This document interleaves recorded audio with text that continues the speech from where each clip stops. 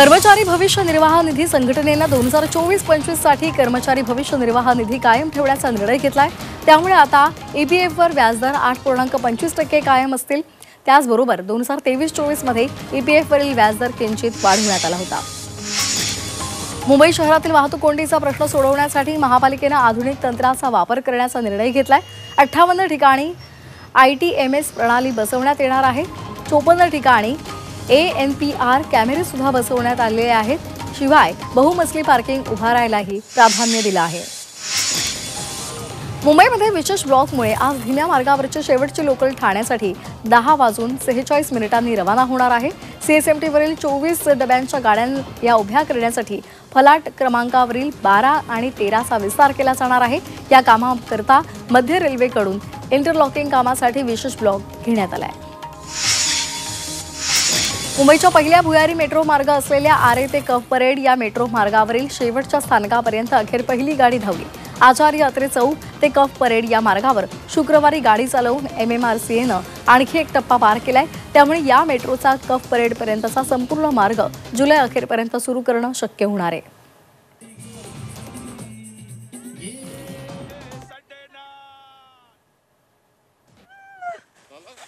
महाराष्ट्र पर्यटन विकास महामंडळाने आंतरराष्ट्रीय महिला दिनाचं औचित्य साधून महिला पर्यटकांसाठी 50% सवलत दिलेली आहे। 1 ते 8 मार्च या कालावधीमध्ये MTDCच्या पर्यटक निवासांमध्ये 50% सवलत जाहीर केली आहे।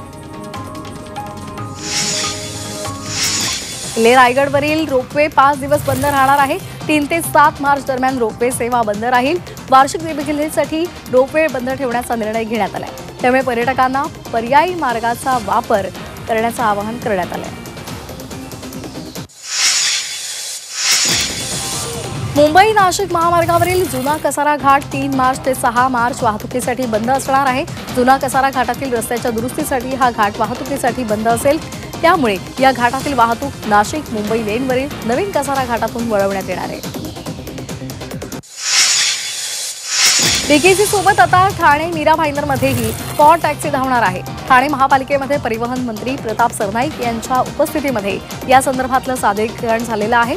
मुख्य मेट्रो आणि अंतर्गत मेट्रो यांना कनेक्टिव्हिटी निर्माण व्हावी यासाठी, त्याचबरोबर जमिनीवरील वाहतूक कमी व्हावी यासाठी पॉ टॅक्सी धावणार आहे। गोवा आणि महाराष्ट्र या 2 राज्यांमधील प्रवाशांसाठी एक अभिनव अशी सेवा सुरू करण्याचा प्रस्ताव ठेवण्यात आलाय। रोरो फेरी सेवेच्या माध्यमातून हा प्रस्ताव ठेवण्यात आलाय। हा प्रस्ताव प्रत्यक्षामध्ये आल्यास मुंबई ते गोवा 6.5 तासांमध्ये पोहोचता येणं शक्य होणार आहे। मुंबईमध्ये मोठ्या प्रमाणात पुनर्विकास सुरू असणार आहे। त्यामुळे वर्षभरात घरभाड्यामध्ये 30% वाढ झाली आहे। एका वर्षामध्ये झालेली ही सर्वाधिक भाडेवाढ आहे। बांधकाम उद्योगाचा अभ्यास करणाऱ्या एका कंपनीच्या सर्वेक्षणातून ही माहिती समोर आली आहे। पनवेल महानगरपालिका क्षेत्रातील 1 ते 15 वर्ष वयोगटातील मुलांचं आजपासून लसीकरणाला सुरुवात झालेली आहे। जॅपनीज लस अंगणवाडी शासकीय, निमशासकीय, खासगी शाळांमध्ये मोफत लसीकरण उपलब्ध करून देण्यात येणार आहे। दिबा पाटील शाळेमध्ये लसीकरण होणार आहे। मुंबई महानगरपालिकेने रुग्णालयाच्या स्वच्छतेवर लक्ष केंद्रित केलेलं आहे। तर स्वच्छतेचा दर्जा उंचावण्यासाठी लोकसहभागातून विशेष स्वच्छता मोहीम राबवण्याचा निर्णय घेण्यात आला आहे। या अंतर्गत शासकीय तसंच महापालिका रुग्णालयासह खासगी रुग्णालय परिसरामध्ये सुद्धा 3 ते 15 मार्चच्या दरम्यान स्वच्छता मोहीम राबवली जाणार आहे। मुंबई लोकलमध्ये होणाऱ्या अपघातांच्या प्रमाणामध्ये मोठी वाढ झालेली आहे। गेल्या वर्षभरात अपघातांमध्ये 2,500 प्रवाशांचा मृत्यू झालाय। रूळ ओलांडताना आणि गाड्यांमधून पडल्यामुळे सर्वाधिक प्रवाशांचा मृत्यू झाल्याचं समोर आलंय। मुंबईच्या दादरमधील शिवाजी पार्क मैदानावरील धुळीचा प्रश्न कायम आहे। IITच्या सूचनेनंतर सुद्धा मैदानावर गवत पेरणी अद्याप झालेली नाही। त्यामुळे संतापलेल्या रहिवाशांनी या संदर्भात कोर्टात दाद मागण्याचा निर्णय घेतलाय। उच्च न्यायालय किंवा हरित लवादाकडे रहिवासी दाद मागण्याच्या विचारात आहेत। भिवंडीच्या मानकोली ते खारबाव मार्गे चिंचोटी रस्त्यावर सुरू असलेल्या कॉन्क्रीट रस्त्याचं काम अत्यंत निकृष्ट दर्जाचं आहे। आवश्यक त्या तांत्रिक निकषांचं पालन न करता काम सुरू असल्याचा आरोप आहे। रस्त्याच्या कामामध्ये हलगर्जीपणा झाल्यास भविष्यामध्ये ग्रामस्थांना खराब रस्त्याचा त्रास सहन करावा लागू शकतो। त्यामुळे लक्ष देण्याची मागणी केली जाते। उल्हासनगरातील अनेक भागामध्ये दररोज पाण्याची नासाडी होते। टँकर पॉइंटवर मोठ्या प्रमाणामध्ये पाणी वाया जाते। एका नागरिकानं पाणी वाया जात असल्याचं दृश्य त्याच्या मोबाईलमध्ये चित्रित करून ठेकेदारावर कारवाई करण्याची मागणी केली आहे। पालघर जिल्हा परिषदेच्या बांधकाम विभागाचा भोंगळ कारभार समोर आलाय। ग्रामीण विभागामधील विकास कामांकडे दगड टाकून निकृष्ट पद्धतीने काम सुरू आहे। याकडे बांधकाम विभाग दुर्लक्ष करत आहे, त्यामुळे स्थानिकांनी संताप व्यक्त केला आहे। मुंबईच्या वरळी किल्ल्यावर रोषणाईसाठी लावण्यात आलेल्या 118 दिव्यांची चोरी झाली आहे। उर्वरित दिव्यांची दुरवस्था झाली आहे। या प्रकरणी कारवाई करून नवीन दिवे लावण्याची मागणी करण्यात आली आहे। गोंदियाच्या नागरा गावामधील एका घराच्या बाजूला स्पेक्टिकल कोब्रा जातीचा 5.5 फूट लांबीचा साप आढळलाय। दरम्यान स्थानिकांनी तात्काळ सर्पमित्रांना बोलावून नागाला सुरक्षितपणे त्याच्या अधिवासात सोडून दिले। देशाच्या बहुतेक भागामध्ये यंदाचा उन्हाळा अधिक तापदायक ठरणार असल्याची माहिती समोर आली आहे। महाराष्ट्रासह देशाच्या इतर राज्यांमध्ये मार्च महिन्यामध्ये तीव्र उष्णतेची लाट येणार आहे असा इशारा देण्यात आलाय। उन्हाळ्यामध्ये एल निनोची स्थिती जैसे थेच राहील असाही अंदाज हवामान विभागानं वर्तवलाय। शहापूरमध्ये कृषी उत्पन्न बाजार समितीमध्ये दर शुक्रवारी आठवडा बाजार भरतो। मात्र आजच्या बाजारामध्ये भाजीपाल्याच्या भावात कमालीची घसरण झाली आहे, त्यामुळे शेतकरी आणि व्यापारी चिंतातूर झालेत। नाशिकच्या चांदवड शहरातील मुख्य बाजारपेठेमध्ये अतिक्रमण काढायला सुरुवात झालेली आहे। चांदवड नगर परिषदेच्या मुख्याधिकाऱ्यांनी अतिक्रमण काढायला सुरुवात केली आहे। या ठिकाणी कुठलाही अनुचित प्रकार घडू नये यासाठी मोठा अतिरिक्त पोलीस बंदोबस्त ठेवण्यात आला आहे।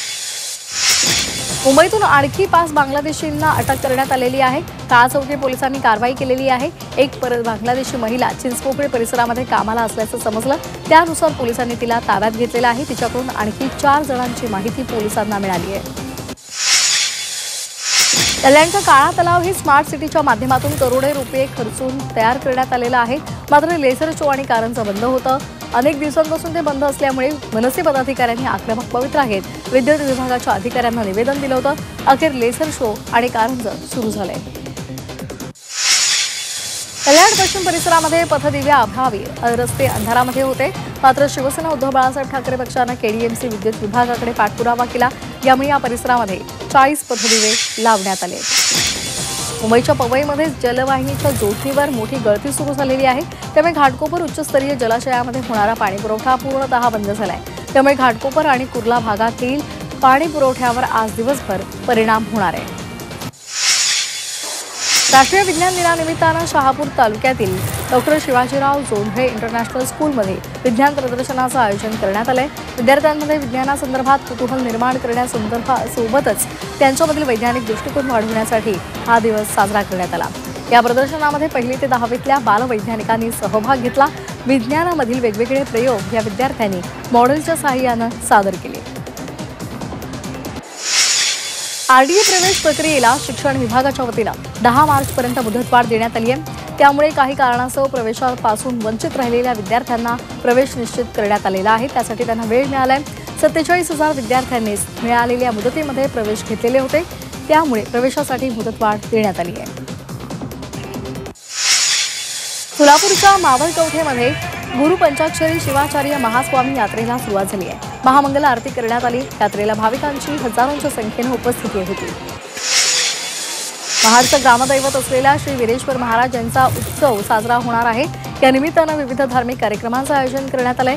तसंच मंदिरामध्ये आकर्षक विद्युत रोषणाई सुद्धा करण्यात आली आहे। कोल्हापूर जिल्ह्यामध्ये रानटी डुकराचा शिकार केलेल्या प्रकरणी 11 जणांवर कारवाई करण्यात आली आहे। पन्हाळा तालुक्यातील जेऊर इथं दिवसाढवळ्या डुकराची शिकार करून हे शिकारी मांस विक्री करत होते।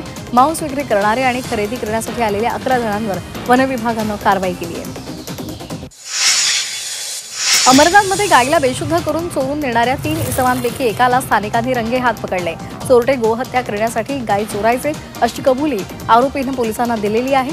आरोपींकडून गुंगीसाठी लागणारं साहित्य जप्त करण्यात आलंय। ठाण्यातील लोकमान्य परिसरामध्ये नंग्या तलवारी आणि चॉपर घेऊन गुंडांनी दहशत माजवली आहे। 6 जणांच्या टोळीनं मिळून एकावर हल्ला केल्याची घटना सीसीटीव्हीमध्ये चित्रित झाली आहे। या हल्ल्यामध्ये संबंधित नागरिक जखमी झाला असून पोलीस पुढचा वाशिमच्या रिसोड तालुक्यातील एका 17 वर्षीय मुलीवर लैंगिक अत्याचार करण्यात आलेले आहेत। क्लासला जात असताना आरोपीनं तुझ्या मामानं बोलवलंय अशी बतावणी करत या पीडितेला निर्जन स्थळी नेत तिच्यावर अत्याचार केले। चाकूचा धाक दाखवत तिला जीवे मारण्याची धमकी सुद्धा देण्यात आली। आरोपी विरोधात गुन्हा दाखल करण्यात आला। लातूरच्या औराद शहाजनीमध्ये 8 वर्षीय चिमुरडीवर अत्याचार केल्याची घटना समोर आली आहे। 32 वर्षीय तरुणानं मुलीवर बलात्कार केल्याचं समोर आलं। मुलीला खाऊचा आमिष दाखवत घरामध्ये बोलावून अत्याचार केलेले आहे। मुंबईमध्ये एका वृद्ध महिलेच्या बँक खात्यातून 1 लाख रुपयांची फसवणूक घरगुती नोकरानंच केली आहे। या प्रकरणी मलबार हिल पोलिसांनी घरगुती नोकराला अटक केलेली आहे। या नोकरानं अनेकदा महिलेच्या मोबाईल बँकिंगचा वापर केलेला आहे, त्यामुळे आरोपी नोकराला महिलेचं ATM कार्ड आणि पिन मिळालेलं होतं। पालघरमध्ये 8 वर्षीय चिमुकलीचं अपहरण करणाऱ्या अट्टल गुन्हेगाराला अवघ्या 8 तासांमध्ये अटक करण्यात आली आहे। चिमुकलीची सुखरूप सुटका करण्यात वाडा पोलिसांना यश आलंय। वाशिम शहरामध्ये एका 7 वर्षीय चिमुकलीवर 20 वर्षीय तरुणानं लैंगिक अत्याचार केल्याचा प्रयत्न केलेला आहे। पीडित मुलीच्या आईच्या फिर्यादीवरून पोलिसांनी आरोपी विरोधात गुन्हा दाखल करत आरोपीला तात्काळ अटक केली। आरोपी 1 मार्चपर्यंत पोलीस कोठडीत त्याला सुनावण्यात आली आहे। जालन्यातील भोकरदनमध्ये शिवसेना उद्धव बाळासाहेब ठाकरे पक्षातील तालुका प्रमुखानं जुन्या वादातून एका तरुणाला बेदम मारहाण केली आहे। लोखंडी रॉड गरम करून त्या तरुणाच्या अंगावर चटके देण्यात आले। या प्रकरणी तालुका प्रमुखासह 2 जणांवर गुन्हा दाखल करण्यात आला आहे। अहिल्यानगरच्या गोळे गावातील पाझर तलावाच्या दुरुस्तीसाठी गावकऱ्यांनी जलसमाधी आंदोलन केले। गोळे गाव इथे तलावाची साठवण क्षमता वाढवण्यासाठी सिमेंटची भिंत बांधावी, उन्हाळ्यामध्ये नदीपात्रात पाणी सोडण्याची व्यवस्था करावी, या प्रमुख मागण्यांसाठी हे आंदोलन करण्यात आले। परभणीच्या नगरपालिकेच्या अधिमूल्य दरवाढी विरोधात सेलू शहरामध्ये व्यापाऱ्यांकडून बंदची हाक देण्यात आली आहे। दरम्यान व्यापाऱ्यांनी बाजारपेठेमध्ये निषेध आंदोलन केलं। दरम्यान अधिमूल्य दरवाढ त्याचबरोबर भाडेवाढ रद्द करण्याची मागणी त्यांनी केली आहे। नाशिक जिल्हा बँकेच्या प्रशासनाविरोधात शेतकऱ्यांनी एल्गार मोर्चा काढला। बँकेकडून पीक कर्ज मिळवण्याऐवजी थकबाकी असलेल्या कर्जांची बळजबरीनं वसुली केली जाते। यामध्ये शेतकऱ्यांचे ट्रॅक्टर, शेती आणि घरातील मालमत्ता सील करण्यात आलेले आहेत। दरम्यान थकबाकी कर्ज फेडण्यासाठी वेळ मिळावा अशी मागणी शेतकरी करत आहेत। कोल्हापूर सांगली मार्गावर शेतकऱ्यांनी रास्ता रोको आंदोलन केलेलं आहे, त्यामुळे पोलिसांचा मोठा फौजफाटा तैनात करण्यात आलाय। प्रशासनाच्या विरोधात शेतकरी आक्रमक झाले। कोल्हापुरामध्ये सेन्सॉर बोर्डाविरोधात युवा पॅन्थरनं आंदोलन केले। या आंदोलनामध्ये नामदेव ढसाळ यांच्या कवितेला विरोध केल्याचा निषेध करण्यात आलाय। बाबासाहेब आंबेडकरांच्या पुतळ्यासमोर हे आंदोलन करण्यात आले। जळगाव जिल्ह्यामधील बांधकाम कंत्राटदारांनी शेकडो वाहनांसह भव्य मोर्चा काढला। गेल्या 10 महिन्यांपासून थकीत असलेली बिलं मिळत नसल्यामुळे कंत्राटदार आक्रमक झालेले आहेत। बांधकाम कंत्राटदारांचं जवळपास 650 कोटींचं बिल हे शासनाकडे थकीत आहे। त्या मोर्चामध्ये काळ्या फिती लावून कंत्राटदार मोठ्या संख्येनं सहभागी झाले होते। बीडमध्ये सरपंच संतोष देशमुख यांच्या हत्या प्रकरणी काँग्रेस 8 मार्चला सद्भावना पदयात्रा काढणार आहे। मसाजोग गावामध्ये संतोष देशमुख यांच्या प्रतिमेला अभिवादन करून या पदयात्रेला सुरुवात होणार आहे। नाशिक जिल्हा बँकेच्या प्रशासनाविरोधात शेतकऱ्यांनी एल्गार मोर्चा काढला। नाशिक जिल्ह्यातील बँकेकडून पीक कर्ज मिळवण्याऐवजी थकबाकी कर्जाची बळजबरी करून वसुली केली जाते असा आरोप शेतकऱ्यांनी केलेला आहे। हिंगोलीमध्ये आदिवासी समाजाची रखडलेली 12,500 पदांची विशेष पदभरती करण्याच्या मागणीसाठी जिल्हाधिकारी कार्यालयावर विद्यार्थ्यांनी आंदोलन केलं। मूळ आदिवासी समाजाचं प्रमाणपत्र बोगस आदिवासींनी बदकावल्यामुळे आदिवासी समाज बांधवांवर अन्याय होत असल्याचा आरोप विद्यार्थ्यांनी केला आहे। 1947-48 सालामधील भूसंपादन प्रक्रियेला आव्हान देणारी याचिका मुंबई उच्च न्यायालयामध्ये नुकतीच फेटाळून लावण्यात आली आहे। ही याचिका न्यायालयीन प्रक्रियेचा दुरुपयोग असल्याचा ठपका ठेवून याचिकाकर्त्यांना 2 लाख रुपयांचा दंड ठोठावण्यात आला आहे। जलसंपदा विभागाची पाणीपट्टी वसुली युद्ध पातळीवर सुरू आहे। कोट्यवधी रुपयांची थकबाकी असणाऱ्या कोल्हापूर महानगरपालिकेला जलसंपदा विभागानं नोटीस बजावली आहे। थकबाकी त्वरित भरा, अन्यथा महापालिकेचा पाणी पुरवठा बंद करू असा इशारा नोटीसद्वारे देण्यात आलेला आहे। कोल्हापूर महानगरपालिकेची 150हून अधिक कोटी रुपयांची थकबाकी आहे। परभणीमध्ये 2,900 बांगलादेशींनी बोगस कागदपत्रांद्वारे नागरिकत्व मिळवलेलं आहे। त्यांच्यावर कारवाई करा अशी मागणी भाजपचे नेते किरीट सोमय्या यांनी केली आहे। सोमय्या परभणीच्या दौऱ्यावर होते, त्यावेळी त्यांनी जिल्हाधिकाऱ्यांची भेट घेत चर्चा केली आहे। चंद्रपूर शहरातील धार्मिकदृष्ट्या महत्त्वाची असलेली झरपट नदी प्रदूषित झालेली आहे। झरपट नदीला प्रवाहित करण्यासाठी आमदार सुधीर मुनगंटीवार सरसावले विविध विभागांकडून निधी घेऊन या नदीचं पुनरुज्जीवन करण्यात येणार आहे। पालघर जिल्ह्याच्या दौऱ्यावर आज नितेश राणे होते। यावेळी नितेश राणे यांनी वाढवड बंदर संदर्भात आढावा बैठक घेतली। वाढवड बंदर प्रकल्पासंदर्भात प्रत्येक स्थानिकाला विश्वासात घेतलं जाईल असं त्यांनी यावेळी म्हटलंय। साताऱ्यामधील अजिंक्यतारा किल्ल्याजवळील 4 भिंती परिसरातील कॉलनीची पाहणी करण्यात आलेली आहे। सार्वजनिक बांधकाम मंत्री शिवेंद्रराजे भोसले यांच्या पत्नी वेदांतिका राजे भोसले यांनी ही पाहणी केली आहे। या परिसरातील समस्या मार्गी लावण्याच्या सूचनाही त्यांनी दिल्या आहेत। साताऱ्यामधल्या कोरेगाव इथे आझादपूर गावामधील सरपंच आणि उपसरपंचांसह अनेकांनी शिवसेनेमध्ये प्रवेश केला। आमदार महेश शिंदे यांच्या उपस्थितीमध्ये पक्षप्रवेश पार पडलाय। डहाणू आणि पालघर विधानसभेमध्ये शिवसेनेमध्ये जोरदार इनकमिंग सुरू झालेलं आहे। डहाणू पंचायत समितीच्या 4 माजी सदस्यांसह 4 सरपंच आणि उपसरपंचांनी शिवसेनेत प्रवेश केलाय, त्यामुळे शिवसेनेची ताकद वाढली आहे। कल्याण डोंबिवलीमध्ये बेकायदेशीर 65 इमारतींवर कारवाई होऊ नये यासाठी शिवसेना ठाकरे पक्षाचे जिल्हाप्रमुख दीपेश म्हात्रे यांनी प्रांताधिकारी विश्वास गुजर यांना निवेदन दिले। या इमारती बेकायदेशीररित्या खोटे कागदपत्र सादर करून बनवण्यात आल्याचा आरोप त्यांनी केलाय। संबंधित बिल्डरवर गुन्हे दाखल करण्याची मागणी त्यांनी केली आहे। लातूरमधील धनगर समाजाकडून विधान परिषदेचे सभापती राम शिंदे यांचा जाहीर सत्कार करण्यात आलाय। या कार्यक्रमाला ओबीसी नेते लक्ष्मण हाके उपस्थित होते। राम शिंदे हे महाराष्ट्राचे भावी मुख्यमंत्री व्हावेत अशी इच्छा लक्ष्मण हाकेंनी व्यक्त केली आहे। पोप फ्रान्सिस यांना निमोनियाचा झालेला संसर्ग काही प्रमाणामध्ये कमी झाला आहे। गेल्या 2 आठवड्यापासून ते रुग्णालयामध्ये उपचार घेत आहेत। या संसर्गाच्या अत्यंत गंभीर टप्प्यामधून ते बाहेर पडले असल्याचं डॉक्टरांनी सांगितलं।